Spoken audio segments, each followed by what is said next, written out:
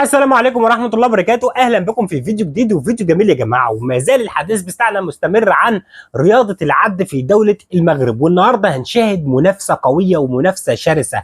بطل مغربي يا جماعة بينافس بطل جزائري في رياضة العد. فين يا جماعة؟ في مسابقة عالمية. طبعا هشام الجاروش يا جماعة ضد مين؟ ضد نور الدين مرسلي البطل الجزائري يا جماعة، اللي داخلين في منافسة قوية ومنافسة شرسة. وطبعا نور الدين مرسلي البطل الجزائري ده اسطوره من اساطير رياضه العد في العالم، ودايما بيفوز باللقب الاول ودايما بيفوز بالذهب يا جماعه. لكن حظه اللي دخل معاه يا جماعه البطل المغربي هشام الجاروش، كان لسه في بدايه شبابه. لكن تعالوا بنا مع بعض على طول نخش نتابع الفيديو ونشوف السباق القوي، السباق المثير، وازاي البطل المغربي قلب الطاوله وحطم الرقم القياسي. طبعا يا جماعه كده كان الفيديو بتاعي، اتمنى الفيديو يكون نال اعجابكم. لو عجبكم الفيديو ما تنسوش تعملوا لايك للفيديو، اشتراك في القناه عشان يوصلكم كل جديد، والسلام عليكم ورحمه الله وبركاته. سلام.